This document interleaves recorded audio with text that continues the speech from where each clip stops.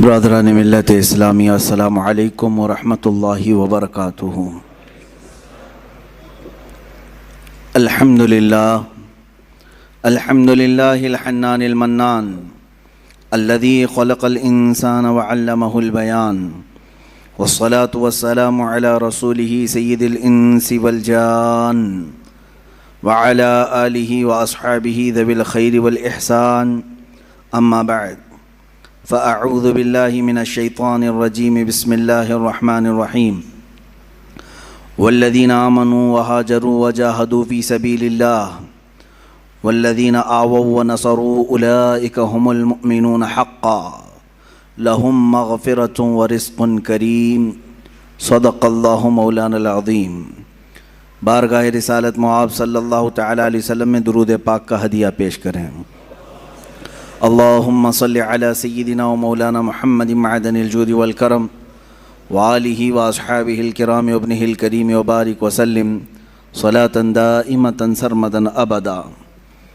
عزیزان گرامی وقار، مجالس عشرہ محرم جو ہر سال منعقد ہوتی ہیں، ان کا ایک سب سے بڑا عظیم پیغام یہ ہوتا ہے، ان مجالس کا، ان محافل کا سب سے عظیم پیغام، ایک بہت بڑا میسیج سننے والوں کو یہ دیا جاتا ہے کہ حسین اعظم کو یاد کرو، رونے دھونے کے لیے نہیں بلکہ حق بولنے کے لیے۔ اس کا سب سے بڑا میسیج یہی ہے کہ ان کا کردار اس انداز سے قوم مسلم کو بتایا جائے کہ سید الشہداء امام عالی مقام امام حسین رضی اللہ تعالیٰ عنہ شہید ہونے کے باوجود بھی، قرآن کی آیات کے اعتبار سے بھی اور ہمارے آج معاشرے میں دیکھنے کے اعتبار سے بھی، ہمارے درمیان وہ زندہ پائے جاتے ہیں۔ اللہ کی راہ میں جو مارے جائیں انہیں مردہ نہ کہو، یہ تو آپ نے سنا ہے۔ تو اس پیغام کے تحت ہمیں بولنا وہی چاہیے کہ جس سے حوصلے جوان ہوں، مومنین کے حوصلے بڑھیں، کمزوری کی طرف نہ جائیں۔ آج میں گفتگو کرنا چاہوں گا، اور آج کی ہماری تقریر ان تمام مجاہدین اسلام کے نام جنہوں نے اپنے تن من دھن سب کی بازی لگائی صرف رضائے رب ذوالجلال کے لیے، اپنے خالق حقیقی کے قرب پانے کے لیے، جنہوں نے اپنا سب کچھ قربان کیا۔ انہی کے متعلق اقبال نے کیا خوب کہا، آئین جواں مرداں حق گوئی و بے باکی، اللہ کے شعروں کو آتی نہیں روباہی۔ وہ اللہ کے شعر ہیں جن کو لومڑی پن نہیں آتا، وہ 10 کے مجمع میں بھی وہی بولیں گے، 1000 کے مجمع میں بھی وہی بولیں گے۔ اللہ کے کچھ بندے ہیں جن کے متعلق قرآن بھی کہتا ہے، من المؤمنین، اللہ تعالیٰ فرماتا رجال صدقوا ما عاہدوا اللہ علیہ، کچھ لوگ ہیں ایسے جنہوں نے اللہ کے ساتھ کیا ہوا وعدہ پورا کر دکھایا۔ وہ کون ہے؟ جنہوں نے اپنی زندگی محبت مصطفیٰ صلی اللہ تعالیٰ علیہ وسلم کے لیے گزاری اور اپنے مولا کو راضی کرنے کے لیے گزارا۔ عزیزان گرامی، ایک بہت لمبی فہرست ہے، میں ان تمام مجاہدین کو سبقاً نہیں بتا پاؤں گا، اجمالاً ضرور عرض کروں گا۔ سب سے پہلے مجاہدین کے کردار میں جو سب سے سر فہرست نام آتا ہے وہ محمد الرسول اللہ صلی اللہ علیہ وسلم کا، اس لیے کہ جہاد زندگانی میں روح اگر کسی نے پھونکا ہے تو وہ میرے رسول پاک نے۔ صحابہ کے دلوں کے اندر قوت ایمانی پیدا کی ہے اور انہیں جوش و ولولہ اور جذبہ عطا کیا ہے، تو یہ رسول پاک کی نظروں کا اثر ہے۔ میرے آقا صلی اللہ تعالیٰ علیہ وسلم کی بارگاہ میں رہنے والے یہ وہ صحابہ، بظاہر اسباب ان کے پاس کچھ بھی نہیں تھے، مال و دولت کی شدت سے کمی تھی، بسا اوقات ایسا بھی ہوا ہے کہ ان کے پاس کھانے کے لیے کھجوریں تک نہیں رہ گئی ہیں، ایک کھجور ہے، اسی کھجور پر 10 لوگ گزارا کر رہے ہیں۔ ایسے حالات بھی آئے، رسول مختار صلی اللہ تعالیٰ علیہ وسلم کے ان صحابہ کو مجاہدین کی سب سے اعلیٰ فہرست میں ہم شامل کریں، شمار کیے جائیں، تو بالکل یہ کوئی بھی بعید از قیاس نہیں ہے اور نہ ہی مبالغہ آرائی ہے۔ صحابہ اکرام رضوان اللہ تعالیٰ علیہم اجمعین، جن کے ہر ادا کو آج قوم مسلم کو چاہیے کہ وہ آئیڈیل بنائے اور اپنی زندگی کا نمونہ حمل بنائے۔ حضور اکرم صلی اللہ تعالیٰ علیہ وسلم کے ان صحابہ کی جو تربیت ہوئی ہے، آپ تصور کر سکتے ہیں، سوچ سکتے ہیں کہ جو اپنے گھر بار چھوڑ آئے ہیں، جن کے پاس مالی اور معاشی اعتبار سے بہت زیادہ تنگ دستیاں ہیں، لیکن جب وہ جنگ میں اڑ جاتے تھے، اللہ اکبر، انہی کے متعلق کہا، یہی وہ صحابہ تھے جن کے متعلق اقبال یوں کہتا ہے، ٹل نہ سکتے تھے جنگ میں اگر اڑ جاتے تھے، پاؤں شیروں کے بھی میدان سے اکھڑ جاتے تھے۔ یہ وہ جماعت تھی جن کا یہ نعرہ تھا، تجھ سے سرکش ہوا کر کوئی تو بگڑ جاتے تھے، حق سے سرکش ہوا کوئی تو بگڑ جاتے تھے، ارے تیغ کیا چیز ہے، توپ سے بھی لڑ جاتے تھے۔ یہ ان کا خوف نہیں تھا، مختصر سے ضرور تھے، طاقت اور اسباب میں کم تو ضرور تھے، لیکن ایمان کا جو ولولہ ان کے اندر تھا، دنیا کی کسی قوم کے اندر وہ نہیں پایا گیا، کسی قوم کے اندر نہیں پایا گیا۔ سلام ان مجاہدین کی تربتوں پر، قیامت تک مولا ان کی قبروں پر رحمت و انوار کی بارشیں فرمائے۔ عزیزان گرامی، رسول مختار صلی اللہ تعالیٰ علیہ وسلم کی کیمیا اثر نظروں نے انہیں جس پائے کا بنایا تھا، سچ کہا شاعر نے، خود نہ تھے جو راہ پر اوروں کے ہادی بن گئے، کیا نظر تھی جس نے کہ مردوں کو مسیحا کر دیا، ایک عرب نے آدمی کا بول بالا کر دیا، خاک کے ذروں کو ہمدوش سریا کر دیا۔ یہ مصطفیٰ کریم صلی اللہ تعالیٰ علیہ وسلم کی کیمیا اثر نگاہ تھی کہ جو صحابہ اکرام رضوان اللہ تعالیٰ علیہ مجمعین کو بہت ساری خصوصیات کا حامل بنایا۔ وہ لوگ جو مدینے میں یا مکے میں پہلے چھوٹی چھوٹی باتوں پر لڑ جاتے تھے، 120 سال تک کے ان کی جنگیں ہوتی تھیں، بڑے ان کے اندر برائیاں پائی گئی ہیں، عرب کے معاشرے میں سنتے رہتے ہیں آپ تاریخ، لیکن وہ انقلاب کیسا تھا جس کو میرے آقا صلی اللہ علیہ وسلم نے انہی صحابہ کے درمیان پیش کیا، اور اس جماعت کو ایسا تیار کیا کہ ان کا مثل اور ان کا مثیل آج تک کوئی نظر نہیں آتا۔ صحابہ اکرام رضوان اللہ تعالیٰ علیہ مجمعین، ان میں جو مجاہدین صحابہ ہیں، ان میں سے مختصر چند صحابہ کی سیرت لیتے ہوئے ہم آگے بڑھتے ہیں۔ اسلام کیسے پھیلا ہے، اسلام کیسے پھیلا ہے؟ آج یہاں مسجد میں بیٹھ کر کے کچھ لوگ یہ سمجھتے ہیں پھولوں کی سیج پر سج کر ہمارے گھر میں آ گیا ہے، ہم باپ سے مسلمان ہیں، ماں سے مسلمان ہیں، اور اب تو لوگوں کو، ہمارے بچوں کو ایسا بھی لگتا ہوگا کہ بڑے کا گوشت کھانے والا مسلمان ہوتا ہے۔ آسان کام تو ہے میرے عزیزو، اس اسلام کو ہم تک پہنچانے کے لیے جن مجاہدین نے اپنے مجاہدانہ کارنامے نمایاں انجام دیے، ان کی ایک بڑی لمبی فہرست ہے، طویل فہرست ہے۔ آج جو تم سکون کے ساتھ مسجدوں میں نمازیں ادا کر پاتے ہو، یا پھر تمہارے گھروں میں آج دین اسلام کی جو بہاریں ہیں، ان کے پیچھے قربانیوں کی ایک لمبی قطار ہے، قربانیوں کی ایک بہت لمبی فہرست ہے۔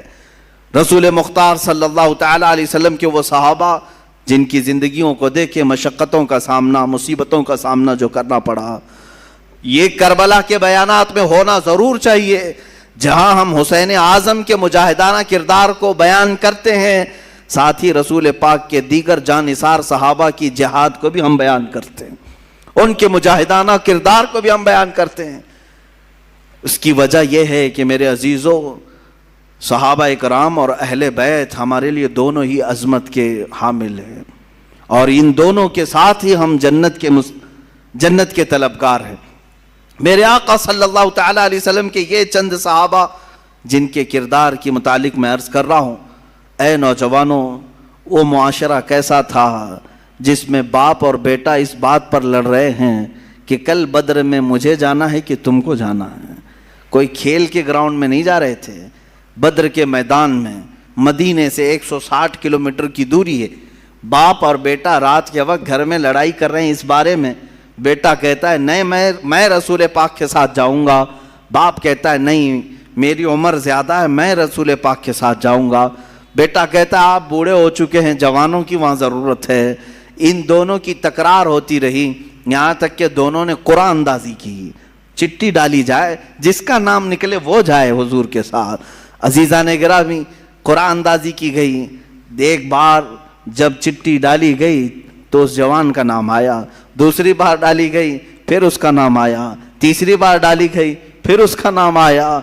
तो फिर जो बूढ़े थे, बाप थे, वो झिल्ला करके कहते हैं ये कुरान अंदाजी सही नहीं हो रही है, चलो हुजूर पाक के पास जाकर के हम कह लेंगे।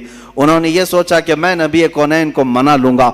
हुजूर पाक सल्लल्लाहु ताला अलैहि वसल्लम के पास आए, कहा आका कल आप जो जा रहे हैं, बेटे और मेरे दरमियान ये तकरार चल रही है। बेटे ने कहा आका हमने घर में कुरान अंदाजी भी की, अब्बा उस कुरान को मानते नहीं हैं, उस कुरान अंदाजी को नहीं तस्लीम कर रहे हैं। या रसूल अल्लाह आप फैसला फरमा दे। मेरे आका ने दोनों के जज्बे को देखा, जवान भी जज्बे में कम नहीं है, बूढ़ा भी जज्बे में कम नहीं है। यही है आईने जवां मर्दी हक गोई वो बेबाकी, अल्लाह के शेरों को आती नहीं रोबाई। इनमें से कोई ऐसा नहीं है जो बहाना ढूंढ रहा हो कि मैं घर में बैठ जाऊं तू चला जाए, बल्कि वो बहाना ढूंढ रहे हैं कि कोई हम में से आगे बढ़ करके हुजूर पाक का दिफा कर सके, पहरा दे सके।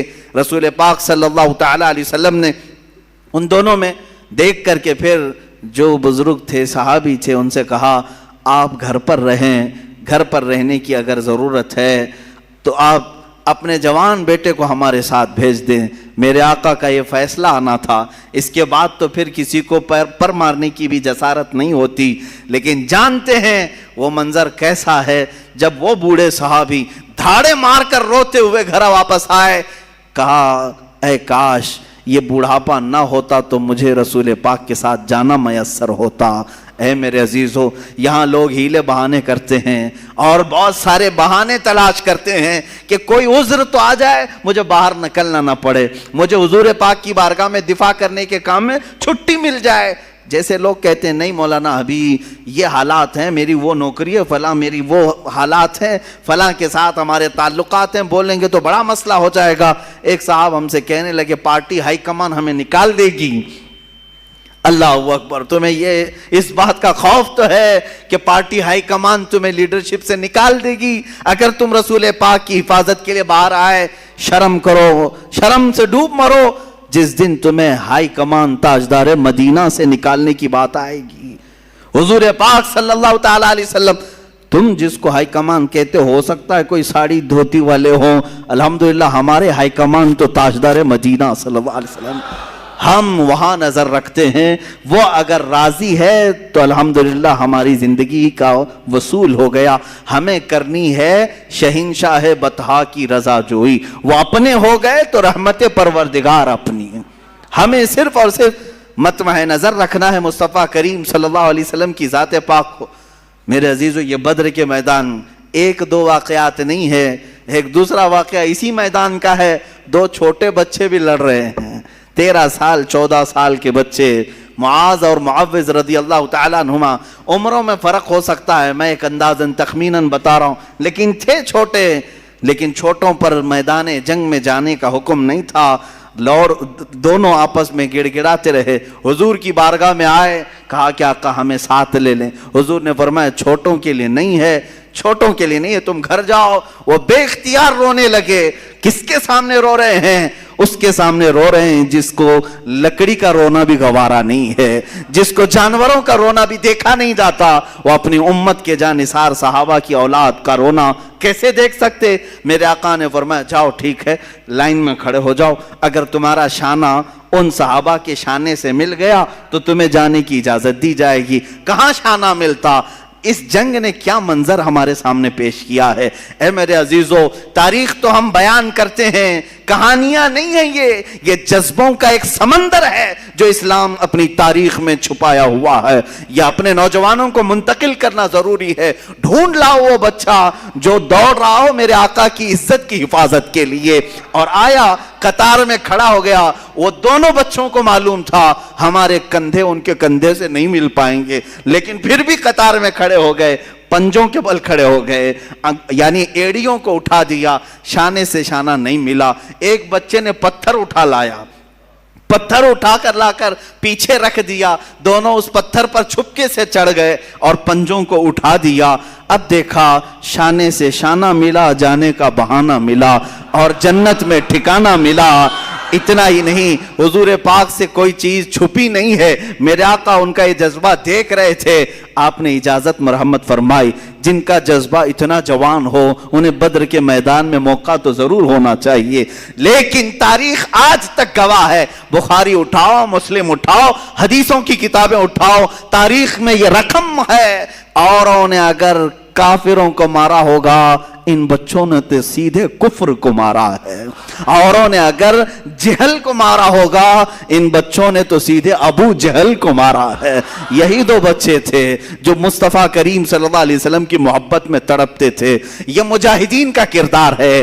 جہاں میں کہتا ہوں اب آپ کے سامنے یہ دو بچوں کو میں رکھ دیا تو آپ کسوٹی پرکھ کر کے بتاؤ اے مسلمانوں، کسے میدان میں اترنا چاہیے؟ باڈی بلڈر کو، پیسے والے کو، سیٹ والے کو، طاقت والے کو؟ نہیں، مصطفیٰ کریم صلی اللہ علیہ وسلم کی عزت کی حفاظت کے لیے نہ باڈی کا ہونا شرط ہے، نہ عمر کا ہونا شرط ہے، نہ مال کا، نہ سیاست کا، بلکہ صرف جذبہ سچا ہونا شرط ہے۔ میرے آقا صلی اللہ علیہ وسلم کے لیے مر مٹنے کا جذبہ ہو تو پھر بچے بھی میدان میں آئیں تو بڑوں کا کردار ادا کر سکتے ہیں۔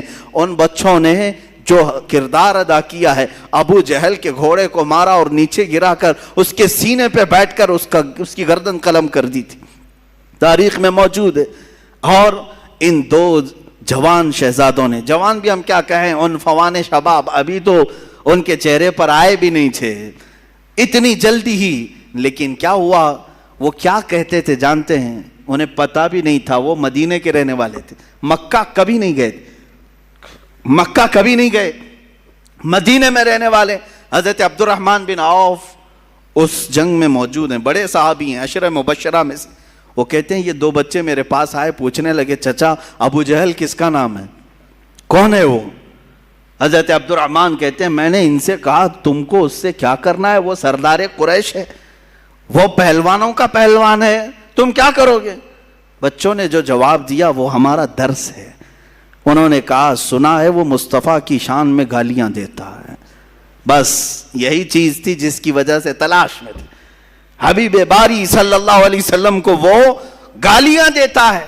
حضرت عبد الرحمن مسکراتے رہے، دو بچے ہیں اور ڈھونڈ رہے ہیں کس کو، اس زمانے کے بڑے طاقتور پہلوان کو۔ حضرت عبد الرحمن کہتے ہیں میں اسی بات چیت میں تھا کہ اچانک ابو جہل سامنے سے گزر رہا تھا، میں نے کہا بچوں وہ دیکھو وہی خبیث ہے جو گھوڑے پر جا رہا ہے۔ ان بچوں نے ابھی بات مکمل بھی نہیں ہونی پائی تھی کہ چیل کی طرح جھپٹ پڑے اس پر۔ انہوں نے یہ نہیں دیکھا کتنی طاقت ہے ان کے پاس، کتنی قوت ہے ان کے پاس۔ یہی میں بار بار دہراتا رہوں گا اقبال کا شعر، آئینے جواں مرداں حق گوئی وہ بے باکی، اللہ کے شعروں کو آتی نہیں روبائی۔ اللہ کا جو شعر ہے، ارے شعر ہوتا ہے، بچہ ہو تو بھی شکار کرتا ہے، بوڑھا ہو تو بھی شکار کرتا ہے، شعر ہے، اللہ کے شعروں کو آتی نہیں روبائی۔ حضرت عبد الرحمن بن عوف کہتے ہیں میں نے ان کی مجاہدانہ کردار کو دیکھا، ان بچوں نے سر تو قلم کیا اس کا، واپس آئے تو کیا وہ صحیح سلامت آ گئے؟ کافروں نے ان کو مارا، ایک شہزادے کے مونڈے پر تلوار ماری جو ہاتھ لٹک گیا، کٹ گیا ہاتھ پورا کندھے سے اور بغل کی چمڑی سے لٹکتا رہا۔ یہ منظر بھی دیکھا ہے، اس نوجوان بچے نے وہاں سے بھاگ کر کے مرہم پٹی نہیں کی، وہ لٹکتا ہوا ہاتھ ویسے ہی چھوڑا، تلوار دوسرے ہاتھ میں اٹھا لی، دوسرے ہاتھ میں تلوار اٹھائی۔ میاں انگلی کٹ جائے برداشت سے باہر ہوتا ہے، مونڈے سے ہاتھ کٹ گیا ہے۔ اس کے بعد منظر یہ بھی دیکھا گیا، اس بچے نے اپنے ہاتھ کو پیر میں دبا کر کھینچ کے نکال دیا، جو چمڑی سے لگا ہوا تھا بغل کی، نکال کر پھینک دیا۔ کہا مجھے اس ہاتھ کی ضرورت نہیں جو خلل اندازی کر رہا ہے۔ یہ دونوں شہزادے بدر میں شہید ہوئے، معاذ اور معوذ رضی اللہ تعالیٰ عنہما۔ ہزاروں لاکھوں سلام ان شہزادوں پر۔ ہماری زندگیاں تمام ہو گئی مگر ہم ان کے قدموں کے ناخنوں تک بھی نہیں پہنچ سکتے، ان کے قدموں کی دھول تک بھی کوئی نہیں پہنچ سکتا جنہوں نے مصطفیٰ کریم صلی اللہ تعالیٰ علیہ وسلم کی عزت کی حفاظت کے لیے، اسلام کی سربلندی کے لیے، حق کے علل اعلان بیان کے لیے اپنی زندگیاں وار دیں اللہ کی بارگاہ میں۔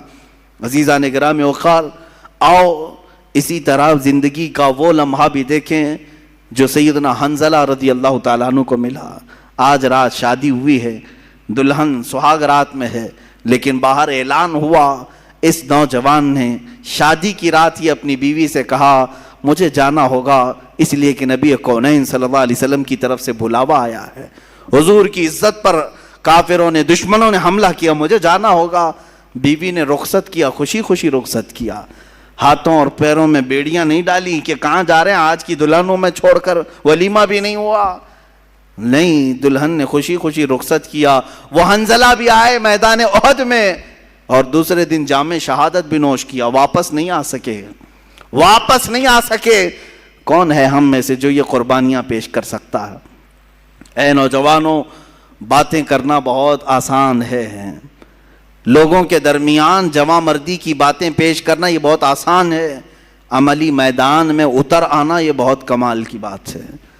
اللہ تعالیٰ جس سے چاہے کام لے لے۔ وہ صحابہ کے کردار ہم کیوں بیان کرتے ہیں؟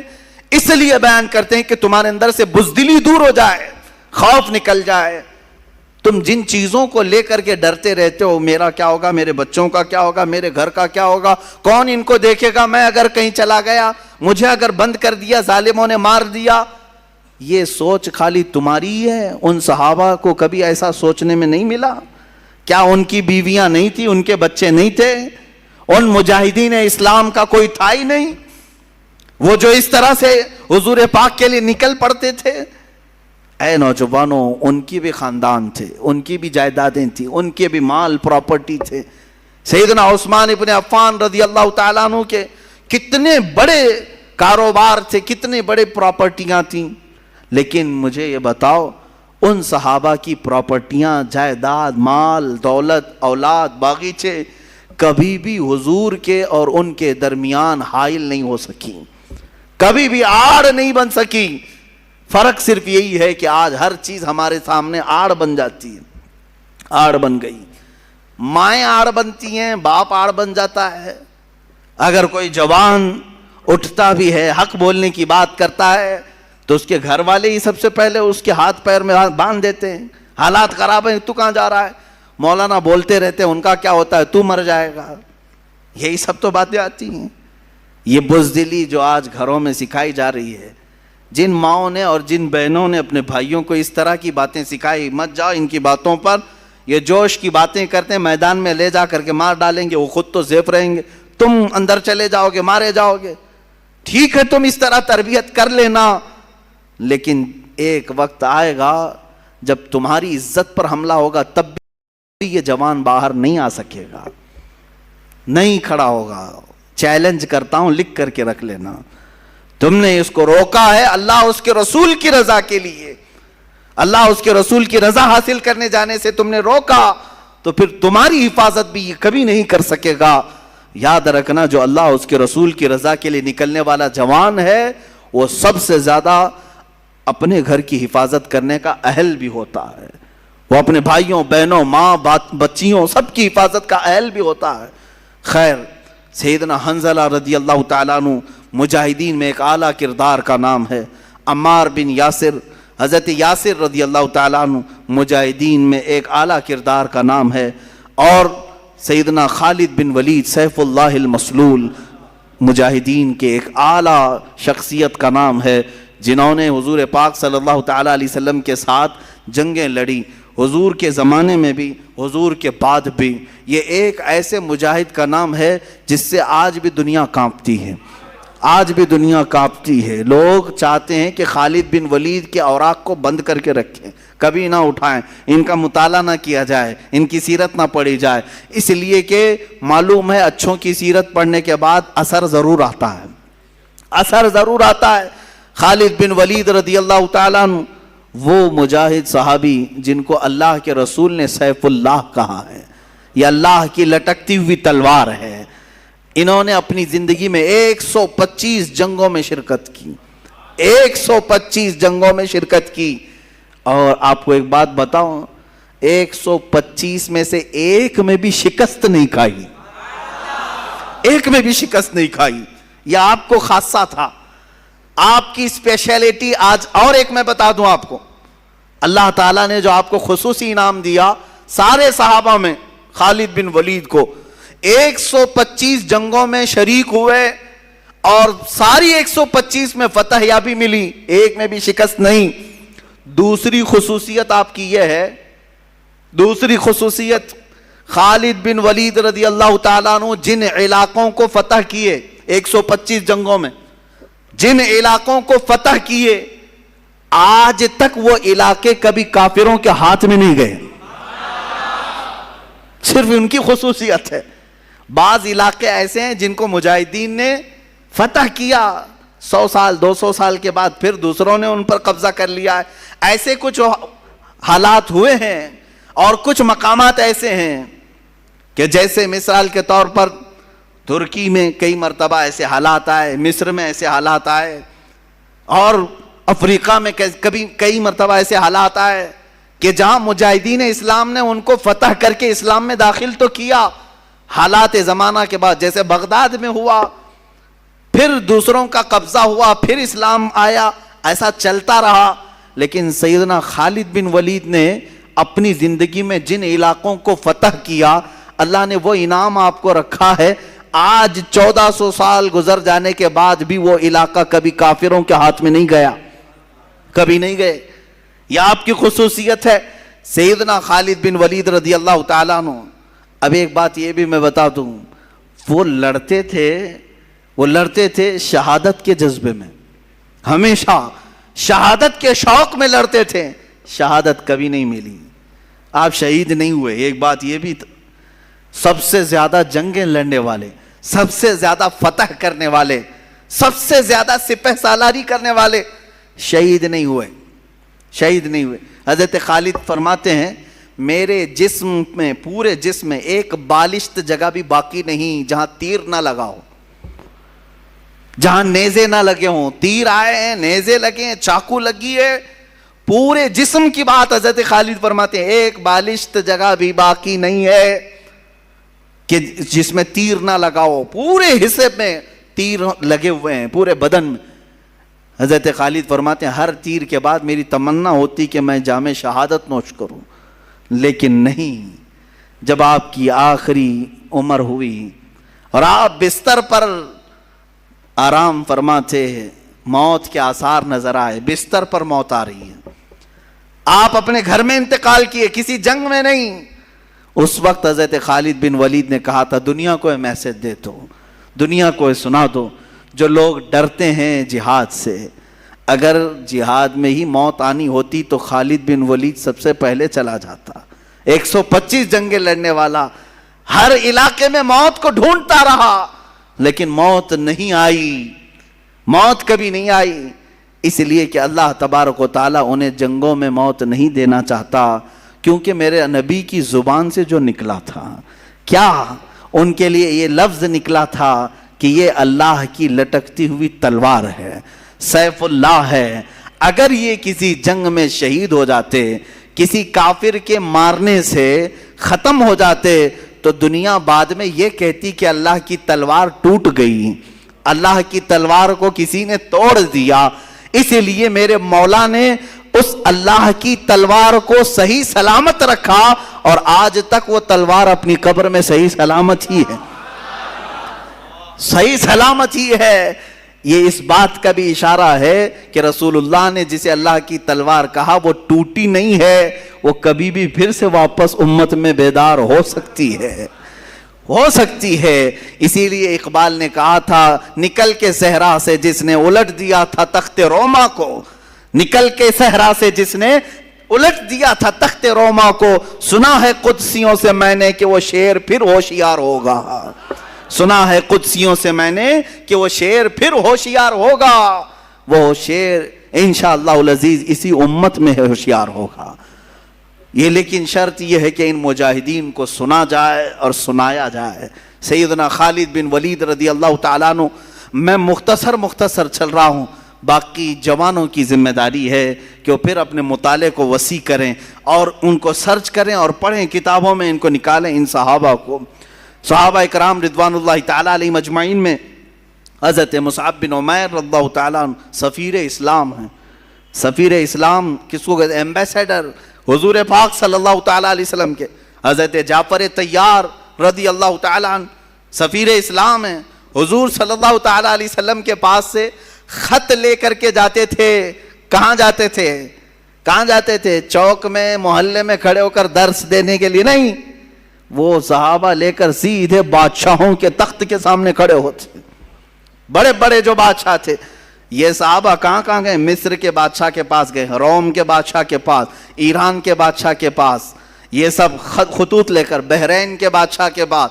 جتنے اس وقت بادشاہ تھے یہ صحابہ یا تو اکیلے ہوتے یا دو لوگ ہوتے, سیدھے صرف دو لوگ ہوتے. میرے آقا صلی اللہ علیہ وسلم کا لیٹر خط لے کر کے جاتے اور بادشاہ کے پاس کھول کر کے پڑھتے. کیا کہتے اس میں؟ ایسا نہیں کہ آپ کی اقبال بلند ہو, آپ کی سلطنت بڑی ہے, آپ کی رعایا ایسے ہیں, نہیں, بلکہ سیدھے کہتے بسم اللہ الرحمن الرحیم, اللہ کے نام سے شروع جو نہایت مہربان رحمت والا. میں محمد صلی اللہ تعالیٰ علیہ وسلم کی طرف سے سفیر بن کر کے آیا ہوں. اے بادشاہ میں تجھے دعوت دیتا ہوں کہ تو اسلام قبول کر لے, اور اسلم تسلم یہ کہتے تھے. حضور کے اکثر خطوں میں یہ لکھا جاتا تھا اسلم تسلم, اسلام لاؤ امن پا جاؤ گے. یہ کس سے کہہ رہے ہوتے؟ وہ اپنے قیدیوں سے نہیں, ملک کے بادشاہ سے. بادشاہ غور سے سنتا بھی تھا, بادشاہ غور سے سنتا بھی تھا. ان دو صحابہ کا رعب کیسا تھا جو تخت کے سامنے کھڑے ہو کر کے بلند و بالا اعلاناً کہتے. کئی واقع ایسے آئے جن بادشاہوں کے سامنے جھک کر جانے کی عادت رہی ہے, رواج رہا ہے, وہاں وزیروں نے کہا کہ نہیں یہاں سجدہ کر کے جانا ہے. یہ صحابہ اڑ گئے, کہا کہ ہم سجدہ تو صرف اپنے خالق کو کرتے ہیں, ہم تو اپنے نبی محمد صلی اللہ علیہ وسلم کو سجدہ نہیں کرتے, اس بادشاہ کو کیا کریں گے؟ وہ جا کر کے پیغام دیتے بادشاہ کو کہ یہ لوگ کہہ رہے ہیں کہ سجدہ کر کے نہیں آئیں گے, جھک کر نہیں آئیں گے. بادشاہ کہتا جیسے آئے ویسے ہی آنے دو. کیا پیغام لائے ہیں؟ کیونکہ عرب میں جو بات پھیلی تھی ہر ایک کو تجسس تھا, ایکسائٹڈ تھا کہ کیا میسج آیا ہوگا پتہ نہیں. حضور صلی اللہ علیہ وسلم کا میسج خط لکھتے اور پتہ نہیں ان کی زبانوں میں بلا کا اثر بھی ہوتا. شاہ مقوقس کو کے دربار میں, مصر کے دربار میں, بادشاہوں کے دربار میں یہ دو صحابہ ہیں جو قاصد بن کر کے گئے, اور کئی بادشاہ ہیں اسی وقت اسلام قبول بھی کی, اسلام قبول کی. بادشاہ کی بات کر رہا ہوں, نجاشی کے دربار میں, نجاشی ایتھوپیا کا بادشاہ, شاہ حبشہ جس کو حبشہ کہتے ہیں, وہ آج کے زمانے میں اس کو ایتھوپیا کہتے ہیں. حضرت جعفر طیار کھڑے ہوئے جبکہ ان کے مخالفت میں ابو سفیان مکہ سے آئے ہوئے تھے کافروں کی طرف سے, ان کے بارے میں بولنے کے لیے کہ ان کو پناہ مت دو. نجاشی نے کھڑا کیا, کہا کیا تم پیغام لے کر کیا ہو, سناؤ ذرا. حضرت جعفر طیار طٰہٰ کی آیتیں پڑھنے لگ گئے. طٰہٰ ما انزلنا علیک القرآن لتشقیٰ الا تذکرۃ لمن یخشیٰ. وہ عرب لوگ تھے اور نجاشی عربی جانتا تھا. جب اس نے قرآن کی آیتیں سنی تو کہا اور کچھ پڑھو, اور کچھ پڑھو. اتنا پڑھایا کہ وہ اپنے کرسی پر ہی جھومنے لگا. اس کے بعد وہ عیسائی بادشاہ تھا, سارے لوگوں کے درمیان کھڑا ہو کر اپنی کرسی سے نیچے اتر آیا اور کہا, اس کے تاریخی الفاظ ہیں کہ جس کا پیغام لے کر کے تم یہاں آئے ہو, سچ بتاؤں میں گواہی دیتا ہوں وہ اللہ کے رسول ہیں. ان کا ہی یہ کلام ہو سکتا ہے, کسی رسول کا ہی یہ کلام ہوگا, وہ اللہ کے رسول ہیں. اور نجاشی نے جو تاریخی جملہ کہا تھا, کہا اللہ کی قسم اگر وہ یہاں ہوتے میں ان کے قدموں کو دھو کر پانی خود پی لیا کرتا. لیکن میرے عزیزو, یہ کردار کس کا تھا؟ ان بادشاہوں کے تخت تک جا کر کے بھی اسلام کی دعوت دینا. یہ وہ صحابہ تھے جن کا مجاہدانہ کردار تو دیکھیں. یہاں لوگ ابھی ڈر کے مارے چھپاتے ہیں, کہتے ہیں نہیں حالات اچھے نہیں, نہ بولیں, ان تمام لوگوں کو برا لگتا ہے. کس کو برا لگتا ہے؟ سارے لوگ اپنے اپنے دین کی بات کر سکتے ہیں اس دنیا میں, تو ہم کیوں اپنے دین کی بات نہیں کر سکتے؟ جو دین اللہ کو پسند ہے, جو دین اللہ کا مختار ہے, اس دین کے بارے میں ہم کیوں نہیں بات کر سکتے؟ ہر ایک کو آج اختیار ہے. آپ نہیں دیکھ رہے آج جو پروپیگنڈا پھیلایا گیا ہے, کوئی ایک مسلمان تبلیغ کرے اور دوسروں کو اسلام کی اچھائیاں بتائے اور وہ اسلام میں آئیں, تو یہ آتنکوادی ہے، باہر سے اس کو فنڈنگ آتی تھی اور یہ دھرم پریورتن کرواتا تھا، اور یہ خود پنڈت آگ کی ہون کروا کر کے کچھ غریب مسلمانوں کو آدھار کارڈ اور الیکشن کارڈ کے نام پر دھرم پریورتن کریں تو کوئی مسئلہ نہیں۔ یہ دگلی باتیں آج ہمیں یہاں دیکھنے کو جو مل رہی ہیں، اس کی وجہ یہی ہے جس کو میں بار بار کہتا ہوں، تم اپنی اگر ذمہ داری چھوڑو گے تو یہ دوسرے کتے اس ذمہ داری کی طرف آنے لگ جائیں گے۔ تم اپنی ذمہ داری کیا چھوڑے ہو؟ جس کو میں کہتا ہوں دیوار کیا گری میرے خستہ مکان کی، لوگوں نے آنے جانے کا رستہ بنا لیا ہے۔ آج جو تبلیغ ایمان والوں کا حصہ تھی، جو ہم بڑھ چڑھ کر کے لوگوں کے درمیان میرے آقا کے اخلاق کریمانہ بتاتے تھے، وہ آج تقریباً لوگوں نے بیان کرنا اور بتانا چھوڑ دیا۔ بیان کرنے کا مطلب صرف ممبر سے نہیں ہے، تمہارے اعمال تمہارے اخلاق سے بھی ہے۔ ہر آدمی حضور پاک کی سنتوں کو اپنے اعمال سے بھی بیان کر سکتا، صرف تمہارے کردار ایسے ہوں جسے دیکھ کر کے لوگ سمجھ لیں کہ یہ جھوٹوں کی جماعت نہیں ہو سکتی، یہ اللہ کے رسول کے سچے غلاموں کی جماعت ہے۔ عزیزان گرامی وقار، یہ صحابہ کرام رضوان اللہ تعالی علیہ مجمعین جنہوں نے بادشاہوں تک بھی پہنچایا اسلام کے اس عظیم میسج کو، اور جنگلوں میں گئے ہیں۔ بربر ایک قوم کا نام ہے، جانتے ہوں گے۔ جب کسی کے اوپر بہت زیادہ سختی کی جاتی ہے نا تو کہتے ہیں کہ ظلم و بربریت کا ننگا ناچ ناچ رہا۔ بربریت کیا ہے؟ بربریت دوسری زبانوں میں بھی بربرتا بھی کہتے ہیں، یعنی بہت زیادہ کسی کے اوپر تشدد کیا جائے تو بربر کہا جاتا ہے۔ بربر ایک قوم کا نام ہے، جنگلوں میں رہنے والی بہت سخت قسم کی قوم تھی، تشدد کرنے والی قوم تھی۔ وہ اکثر باہر سے آنے والے انسانوں کو مار ڈالتے تھے۔ جنگلوں میں، افریقہ کے جنگلوں میں رہنے والی ایک قوم، بربر قوم، جس کا سامنا کوئی نہیں کرنا چاہتا۔ نہ ان کو انسانوں کی طرح جینے میں کوئی لطف تھا، نہ مال کماتے تھے، نہ مطلب گھر بناتے ہیں جنگلوں میں اسی طرح پتوں کی زندگی گزارتے ہیں، شکار کرتے کھاتے ہیں۔ کسی کا قتل کرنا، کسی کو پھاڑ دینا، پیٹ نکال چیر دینا کوئی بڑی بات نہیں تھی، معمولی بات تھی ان کے۔ اس بربر قوم کے پاس رسول اللہ کے یہ دیوانے صحابہ اسلام لے کر کے گئے، اسلام لے کر کے گئے۔ اس بربر قوم کے پاس جن کی زبان تک نہیں آتی تھی، صحابہ گئے۔ کیا ان کو ڈر نہیں تھا کہ ہمارے جاتے ہی ہماری شکل و شباہت کو دیکھ کر کے یہ لوگ ہم پر حملہ کریں گے، مار ڈالیں گے؟ نہیں، اللہ کے شیروں کو آتی نہیں روبائی، وہ کسی میدان میں بھی چل پڑتے تھے۔ وہ صحابہ گئے ان جنگلوں میں، ان کی زبان تک نہیں آتی تھی، اشاروں سے انہیں سمجھایا، اشاروں سے انہیں بتلایا بہت ساری چیزیں۔ جب دھیرے دھیرے زبان کھول کر کے انہیں بتایا، ایک بات میں آپ کو بتا دوں، صرف آپ کو کہا گیا ہے کہ تم پیغام پہنچاؤ، دلوں میں اتارنا یہ اللہ کا کام ہے، اللہ کا کام ہے۔ وہ صحابہ اسی یقین کے ساتھ جاتے، اور جنگل میں رہنے والی بربر قوم کے سامنے جب میسج پیش کیا، کبھی کوئی چیزیں بجا کر کے، کبھی اشاروں سے، لیکن چند دنوں کے بعد دیکھا اس بربر قوم نے انہی صحابہ کو امام بنا کر ان کے پیچھے نمازیں بھی ادا کرنا شروع کیا۔ جنگلوں میں نمازیں قائم ہو گئیں، اور اس کے بعد آج تک وہ قوم اسلام سے وابستہ ہے، آج تک وہ قوم اسلام سے وابستہ ہے۔ صحابہ رضوان اللہ تعالی علیہ مجمعین کے ہاتھوں پر جو اسلام لائی ہے وہ قوم 1400 سال گزر جانے کے بعد آج بھی افریقہ کے بہت سارے علاقوں میں وہ اسلام کے چاہنے والے موجود ہیں، مسلمان موجود ہیں۔ میں آپ کو صحابہ کا ایک کردار بتاؤں۔ بربر قوم کے پاس گئے ہیں، آپ اندازہ کر سکتے ہیں عرب کے رہنے والے، آج کے عیاش عربوں کو دیکھ کر کے قیاس مت کرنا کہ صحابہ عرب تھے تو ایسے رہے ہوں گے، نہیں، یہ عیاش عرب ہیں، یہ یہودیوں کی اولاد بن گئے ہیں بہت سارے، اس میں بہت سارے، اللہ ماشاءاللہ، سب کی بات نہیں کرتا ہوں۔ ان کے ہاں آج جو رنگینیاں ہیں، جو عیاشیاں ہیں، وہ تو یورپ میں بھی نہیں ہیں۔ ان پر قیاس مت کرنا۔ صحابہ کرام رضوان اللہ تعالی علیہ مجمعین، سلف صالحین، تبع تابعین جو عرب تھے، ان کی عربیت بہت الگ تھی، اس کے باوجود وہ عرب میں جس انداز سے رہتے تھے وہ سب چیزیں ترک کر کے، جانتے ہو آج اگر میں آپ کو کہوں اتنی ٹیکنالوجی کے بعد بھی چائنا ذرا جا کے آؤ، آپ ہنس پڑیں گے، کیا کریں گے؟ چین چین چین چین کریں گے ہم وہاں جا کے، ہم کو نہ زبان آتی ہے، کچھ بھی نہیں آتی، کیا کریں گے؟ میرے عزیزو 1400 سال پہلے حضرت سعد ابن ابی وقاص چائنا آئے ہیں، چین کی سرزمین پر آئے تبلیغ اسلام کی خاطر۔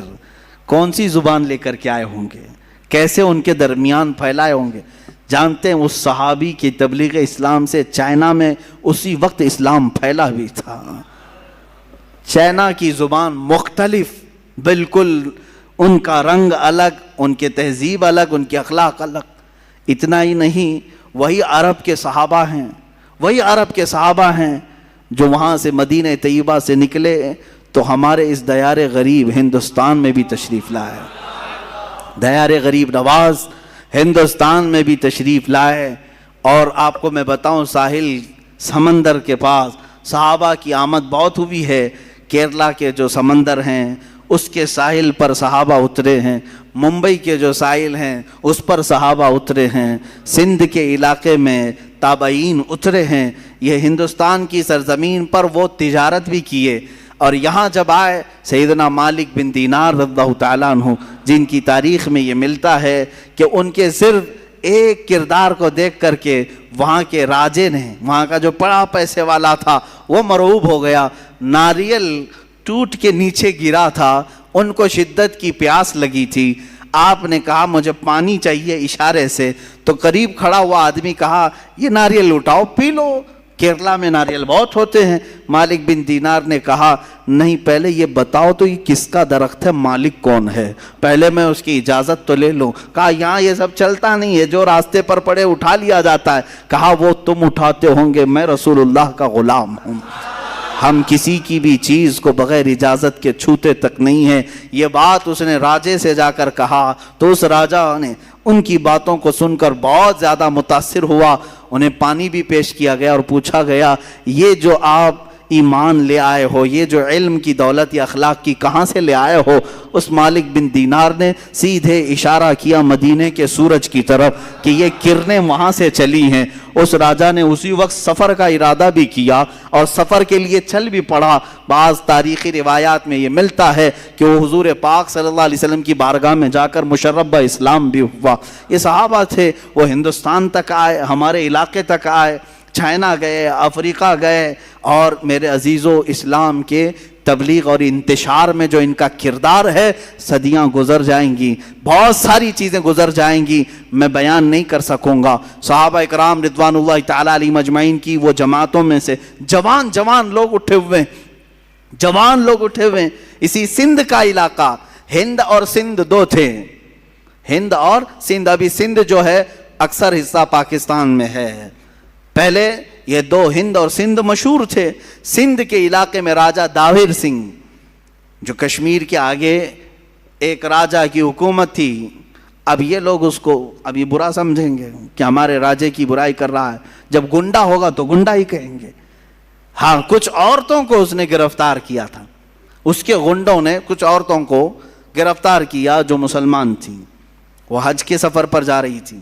یہ 90 ہجری کا واقعہ ہے، اور وہ پکارتی رہ گئیں، لیکن گنڈوں نے انہیں گرفتار کیا، پکڑ لیا۔ اب ان عورتوں نے کہا صرف اتنی آواز سے کہ کوئی ہے جو ہماری آواز عرب تک پہنچائے۔ اس وقت حجاج بن یوسف گورنر تھا، کچھ تجارت کرنے والے جو عرب سے آئے ہوئے تھے انہوں نے آواز سنی، واپس جا کر کے گورنر کے پاس یہ بات بتا رہے تھے کہ ہم سندھ کے علاقے سے آئے، وہاں کے ایک راجہ نے چند عورتوں کو، اس کے گنڈوں نے چند عورتوں کو گرفتار کیا، وہ پکار رہی تھی کوئی ہے۔ گورنر کے سامنے یہ تاجر اپنا واقعہ بیان کر رہے تھے، وہیں سامنے سے ایک جوان شہزادہ گزر رہا تھا، صرف 18 سال کی عمر تھی، محمد بن قاسم۔ کھڑا ہو گیا، واقعہ سنا، عرب میں رہنے والا شہزادہ محمد بن قاسم، صرف 18 سال کی عمر ہے، وہیں رک گیا۔ اور گورنر چونکہ اس کا چچا لگتا تھا، اس نے کہا چچا میں جانے کے لیے تیار ہوں، اور وہیں سے پکارا زور سے، لبیک یا اختی، اے میری بہن تیرا بھائی حاضر ہوگا، جو سندھ سے تو نے آواز اٹھائی میں حاضر ہوتا ہوں۔ 10,000 کا لشکر لے کر سب سے پہلے ہندوستان میں آنے والا محمد بن قاسم ہے۔ سندھ کے علاقے میں آئے، میرے عزیزوں لوٹ مار کرنے نہیں آئے تھے، مال لوٹ کر لے جانے نہیں آئے. جیسے کہ تم سب جانتے ہو انگریز یہاں کیا کرنے آئے تھے، سارا یہاں کا لوٹ کر کے لے گئے. کبھی یہ لوگ بیان نہیں کرتے ہیں. انگریزوں کے غلام یہ تاریخ نہیں جانتے. 200 سال انگریز لوٹتے رہے، کھاتے رہے، سب انگلینڈ پہنچاتے رہے. اس کے باوجود ان کو صرف خلجی نظر آتا ہے، ان کو اورنگزیب نظر آتا ہے. ارے میاں وہ آئے، یہاں بنائے اور یہیں دفن بھی ہوئے، یہیں دفن بھی ہوئے. ایک اور بات میں بتاؤں آپ کو، یہ بار بار یہ کہتے ہیں باہر سے آئے ہوئے بادشاہ تھے یہ لوگ، باہر سے آئے ہوئے بادشاہ تھے.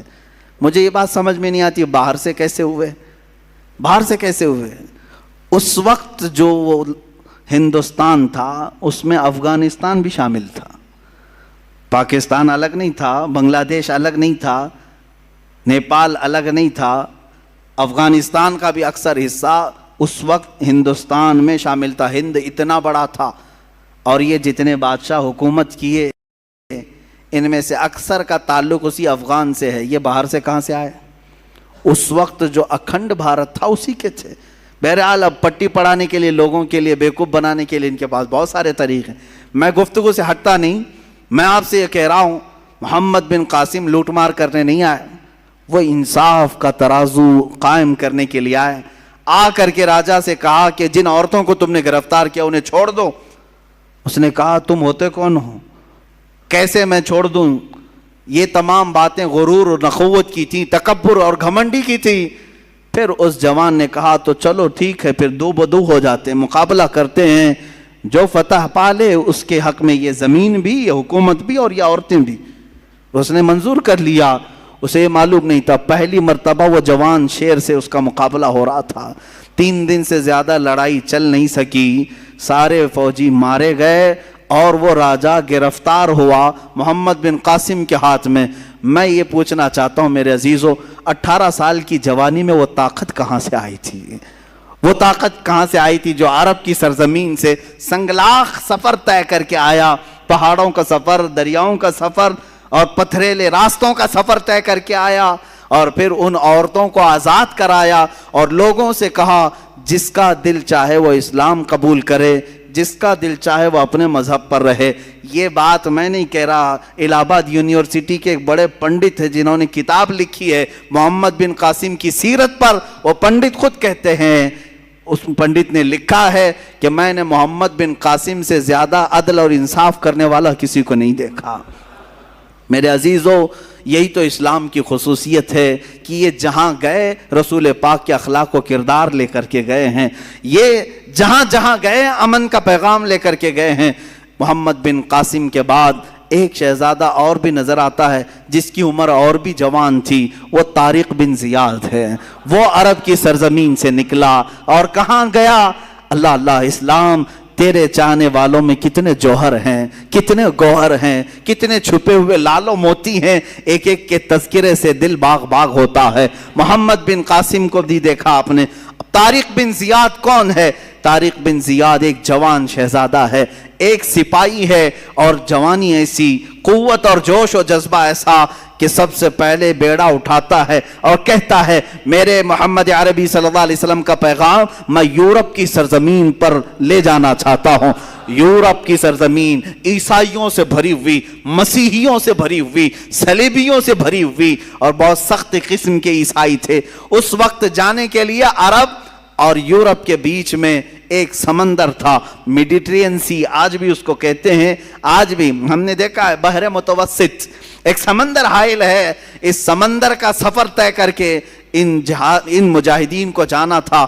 طارق بن زیاد اپنے جوان لشکریوں کو لے کر سمندر کا سفر طے کرتے ہیں. سب سے پہلے کہاں اترے؟ اسپین میں اترے، جس کو اندلس کہا جاتا ہے. طارق بن زیاد وہاں اترنے کے بعد ساری جگہ کا معائنہ کیا. نئی زمین ہے، نیا علاقہ ہے، نئے لوگ ہیں. عرب کہاں، یورپ کہاں، دونوں کی تہذیب الگ، دونوں کی زبانیں الگ، دونوں کا کلچر الگ.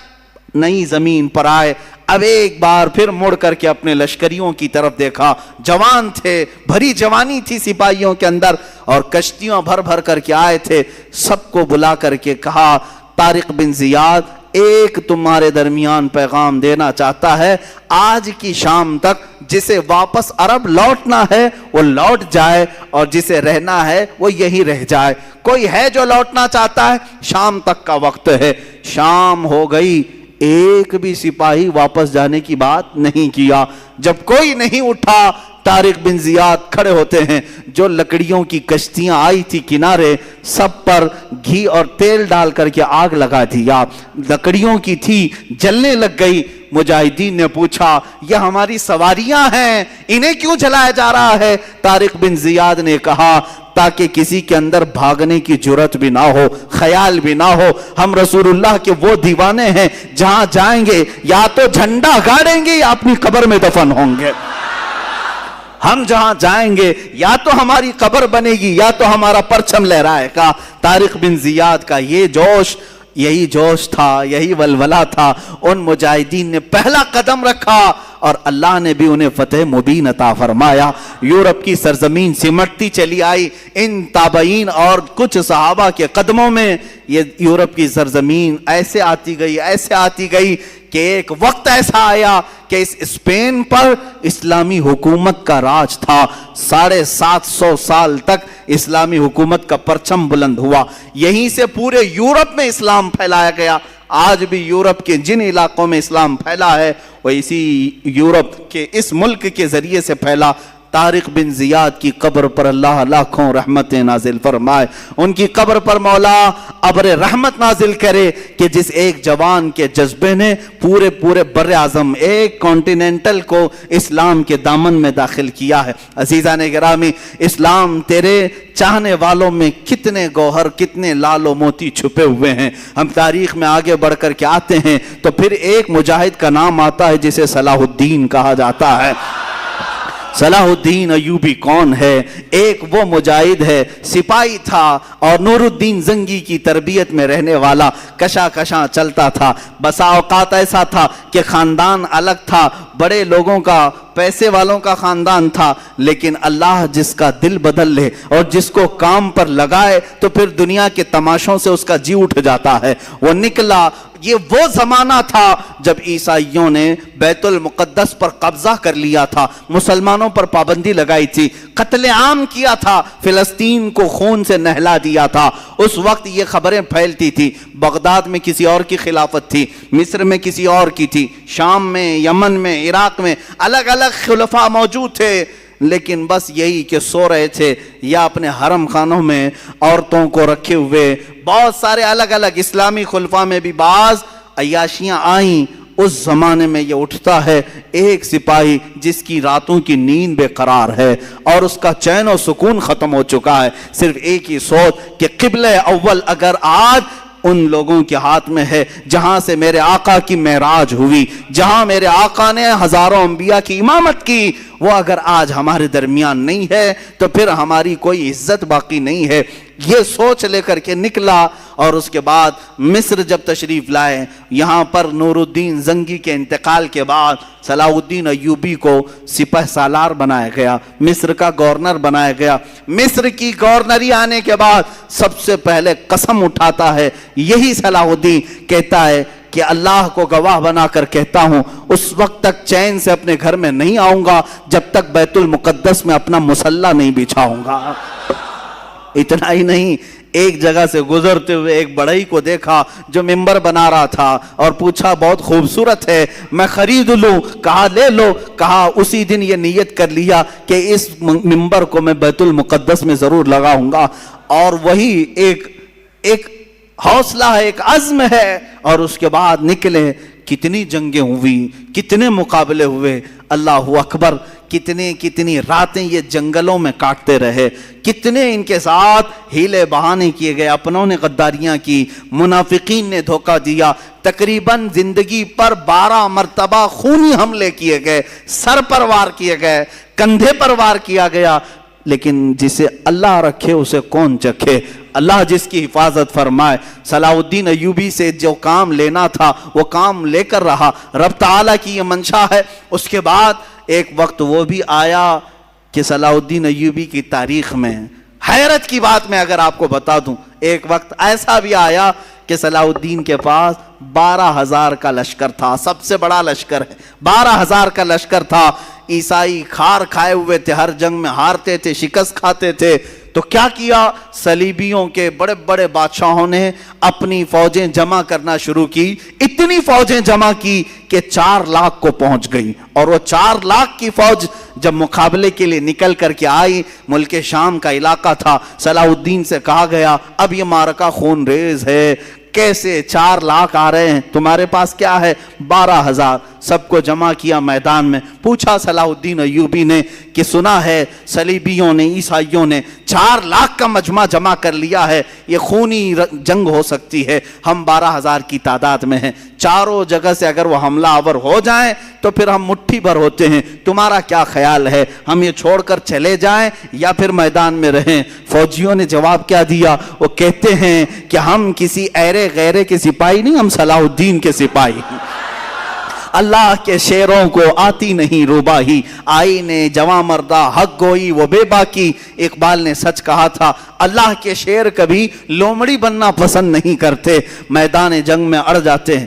اس کے بعد ہوا یہی، تاریخ نے دیکھا صلاح الدین ایوبی کی 12,000 کا یہ لشکر میدان میں اترا، 4 لاکھ کی فوج کو انہوں نے 3 دن کے اندر اپنی سیاسی بصیرت سے ایسے ٹکڑوں میں تبدیل کیا کہ تقریباً 8 ٹکڑوں میں الگ الگ انہیں بانٹ دیا، الگ الگ طریقے سے۔ اور مقابلے کے بعد تاریخ نے آج، یہ میری اپنی لکھی ہوئی بات نہیں کہہ رہا ہوں، عیسائیوں کے جو بڑے مورخ ہیں، تاریخ داں ہیں، انگلینڈ کے جو بڑے تاریخ داں ہیں، انہوں نے لکھا ہے کہ 4 لاکھ کی ہماری فوج کو صلاح الدین نے دھول چٹا دیا، دھول چٹا دیا، سب شکست کھا کر کے چل پڑے۔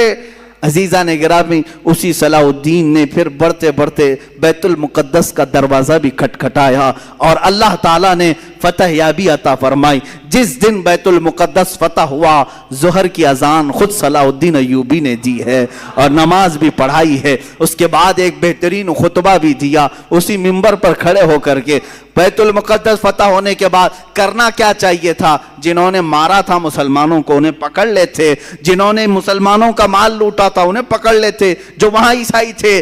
نہیں، صلاح الدین ایوبی نے بیت المقدس کے دروازوں سے آواز لگائی کہ جو امن کے ساتھ رہنا چاہتا ہے صلاح الدین اس کے لیے امن کے دروازے کھولتا ہے، اور جو جانا چاہتا ہے جتنا مال یہاں سے لے کر جا سکتا ہے، کسی کی گردن پر تلوار نہیں رکھی جائے گی۔ یہ بھی انگریز تاریخ دان نے لکھا ہے کہ اتنا زیادہ معاف کرنے والا کسی جرنیل کو ہم نے دنیا میں نہیں دیکھا۔ اور وہ ملک ناروے، جہاں پر کٹر لوگ رہتے ہیں، ناروے اور ڈنمارک جیسے آج بھی یورپ کی کنٹریز ہیں، آپ کو حیرت ہوگی، انہوں نے اپنے ملکی قانون کے اعتبار سے صلاح الدین ڈے منانا شروع کیا۔ صلاح الدین ڈے منا رہے ہیں۔ ارے میاں تم کو کیوں صلاح الدین ڈے؟ وہ کہتے ہیں کہ ہم نے ایسا صلاح الدین دیکھا ہی نہیں ہے، یہ اللہ تعالیٰ کی طرف سے پیدا کیا ہوا مجاہد اعظم تھا۔ عزیزان گرامی، ان مجاہدین میں سے ہر ایک کی تاریخ کے لیے ایک الگ الگ عنوان چاہیے۔ مختصر میں عرض کر رہا ہوں صرف اس لیے کہ جوانوں میں ہمارے جذبہ بیدار ہو، تم اس بات میں فخر کرو کہ تم جن کے وارثین ہو وہ کوئی بزدل قوم کے ہیرو نہیں تھے۔ الحمدللہ ہماری تاریخ میں کوئی ایسا ایرا غیرہ اور نتھو کھیرا نہیں ہے۔ اگر ہم تاریخ اٹھائیں تو آج بھی لوگوں کے سروں پر بجلیاں کون دیں گی، بجلیاں کڑکیں گی، اس لیے کہ صلاح الدین ایوبی کے بعد ہم نے تاریخ میں یہ بھی دیکھا ہے جس نے 3 بر اعظم، تقریباً دنیا میں 7 بر اعظم ہے نا، کانٹیننٹل، افریقہ، ایشیا، یورپ، یہ جو 7 بر اعظم ہیں، ان میں 3 بر اعظم کو اپنی طاقت اور اپنے اخلاق، اپنے کردار سے روشن کیا۔ اس ارطغرل غازی کو بھی ہم نے تاریخ میں دیکھا ہے، سلطان ارطغرل غازی رحمہ اللہ، ان کے جانشین سلطان عثمان غازی رحمہ اللہ، ان کی اولاد میں سلطان محمد فاتح رحمہ اللہ، ان کی اولاد میں سلطان عبدالحمید ثانی کو بھی ہم نے دیکھا ہے۔ ان کی مثالیں تم نہیں لا سکوگے۔ تین بر اعظموں پر انہوں نے اسلامی عدل و مساوات کا درس قائم کیا ہے، اور ایسے نہیں ہیں کہ وائٹ ہاؤس میں بیٹھ کر کے سازشیں رچ رہے ہوں، بلکہ میرے عزیزو اللہ نے ان کو تین بر اعظموں کی حکومتیں دی تھی، اس کے باوجود بھی رات کے وقت تنہائی میں جبہ پہن کر کے کسی روٹی بیچنے والے کی دکان میں کھڑے ہو جاتے اور 2 روٹیاں خرید کر لا کر اپنے گھر میں کھایا کرتے تھے۔ یہ بادشاہان اسلام بھی تھے، مجاہدین اسلام بھی تھے۔ اس فاتح قسطنطنیہ جس کی بشارت میرے آقا نے حدیث پاک میں دی ہے کہ قسطنطنیہ فتح کرنے والا وہ پہلا لشکر بغیر حساب و کتاب کے جنت میں جائے گا، وہ کون تھا؟ وہ سلطان محمد فاتح ہے جو ارطغرل غازی کی اولاد میں سے تھے۔ انہوں نے قسطنطنیہ کو فتح کیا۔ قسطنطنیہ اسی استنبول کو کہتے ہیں جہاں تاریخی ان کی بہت ساری چیزیں موجود تھی، کئی 100 سالوں سے موجود تھی، وہاں سے انہوں نے فتح کیا۔ ابھی آپ نے سنا ہوگا 1 سال پہلے مسجد آیا صوفیہ کا ایک بڑا مسئلہ چلا تھا، بہت لوگوں کے پیٹ میں درد ہو رہا تھا کہ رجب طیب اردگان نے اس کو مسجد میں تبدیل کر دیا، وہ میوزیم تھی۔ یہ تاریخ چھپا رہے ہیں، کوئی میوزیم نہیں تھی، یہ سلطان محمد فاتح کی فتح کی ہوئی مسجد تھی، انہوں نے خریدا تھا، چرچ تھی، سیدھے صاف کیوں نہیں بولتے؟ میوزیم تھی؟ میوزیم نہیں ہے، چرچ تھی۔ اور جب فتح یابی سلطان محمد فاتح کو ہوئی، سارے لوگوں نے دست بستہ کھڑے ہو کر کے وہ سب سپرد کیا تھا، چابیاں دی تھی، اس کی تحریر موجود ہے، دستاویزات موجود ہے۔ یہ تو ظالم خبیث عیاش مصطفیٰ کمال بادشاہ جو یہودیوں کی اولاد میں سے تھا، یہ سلطنت عثمانیہ کے ختم ہونے کے بعد جو یہودیوں کی طرف سے نافذ کیا ہوا کمال بادشاہ تھا، اس نے اس مسجد کو میوزیم میں تبدیل کر دیا تھا سن 1935 سے لے کر اب تک۔ ہاں یہ اور بات ہے کہ چاہے تم اپنے طاقت اور نشے میں کسی مسجد کو بدل بھی دو، انشاءاللہ رب تعالی وقت آئے گا پھر کسی نائب صلاح الدین کو ضرور پیدا کرے گا۔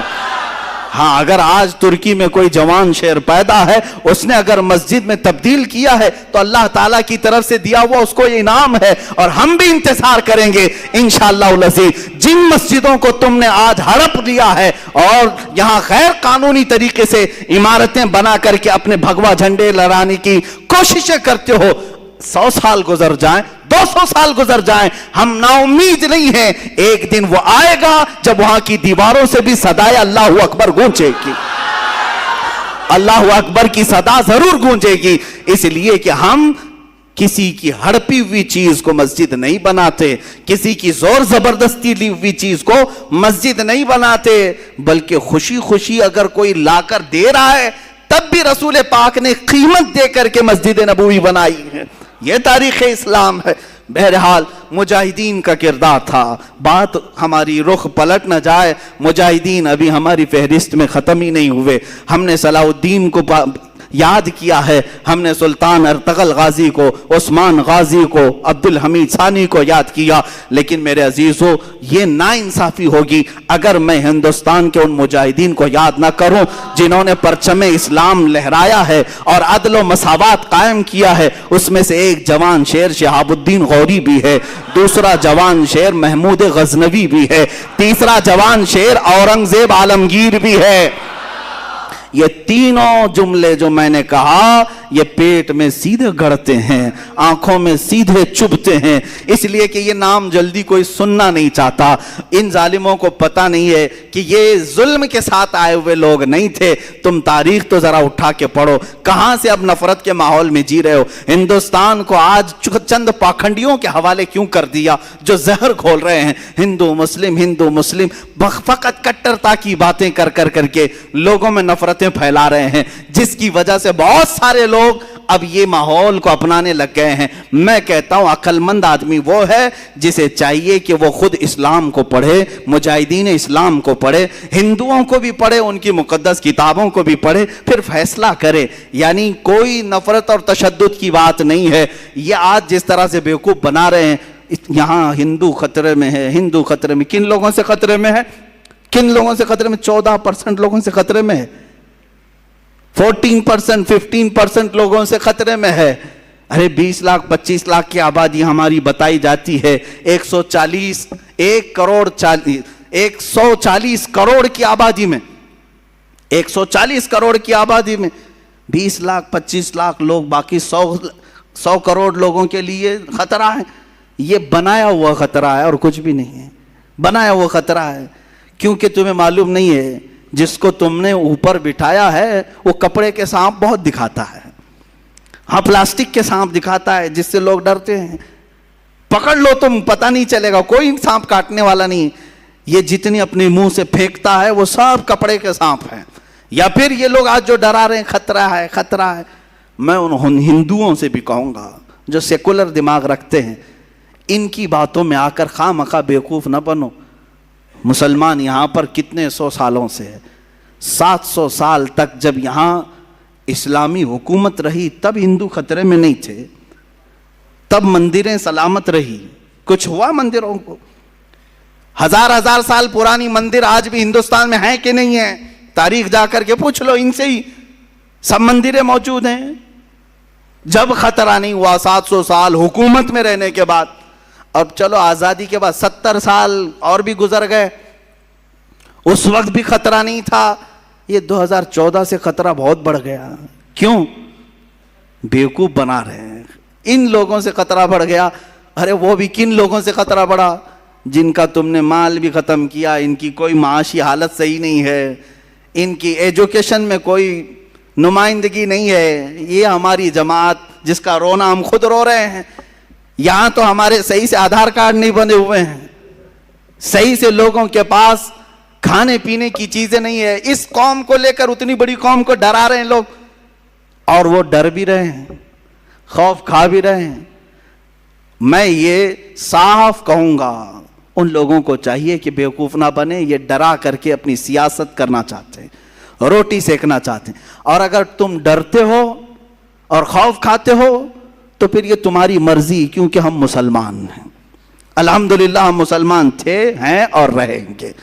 اورنگزیب رحمۃ اللہ تعالی علیہ، شہاب الدین غوری، محمود غزنوی، یہ ان مجاہدین کے نام ہیں جنہوں نے تقوی اور پرہیزگاری کے ساتھ عدل کو قائم کیا، اسلام کے نظام کو بھی قائم کیا. اخیر میں چلتے چلتے ہم اس مجاہد آزادی کو بھی سلام پیش کر لیں جو ہمارے علاقے سے آتا ہے، شہید ٹیپو سلطان رحمۃ اللہ تعالی علیہ.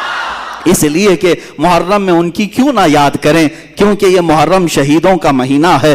حسین اعظم کو جس طرح ہم اپنی قبر میں زندہ مانتے ہیں، اسی طرح میسور کے اس شیر کو اپنی قبر میں ہم زندہ مانتے ہیں. اور کیوں نہ زندہ مانے، وہ سب سے پہلا توپ مین ہے، وہ سب سے پہلا میزائل مین ہے، سب سے پہلے ہندوستان کو طاقت دینے والا، انگریزوں کے خلاف لڑنے والا ہے. تمہارے بھونکنے سے کچھ نہیں ہوگا. وہ کل بھی سلطان تھا، آج بھی سلطان ہے، اور اللہ نے اسے سلطان نام سے بنایا تھا. وہ صبح قیامت تک انشاءاللہ سلطان ہی رہے گا. اللہ تعالیٰ ان کے اقبال بلند فرمائے، ان کے جانشین ہماری قوم میں پیدا فرمائے. مولا ہم سب کو مجاہدین کی وراثت عطا فرمائے. ہمارے دلوں کو مولا کردار غازیان اسلام عطا فرمائے. مولا ہم سب کو بزدلی سے بچائے، بزدلوں کی صحبت سے بچائے. صحابہ تابعین اولیاء کاملین کے نقوش پاکی عمل کی اور اقتداء کی ہمیں توفیق عطا فرمائے. وآخر دعوانا الحمدللہ رب العالمین.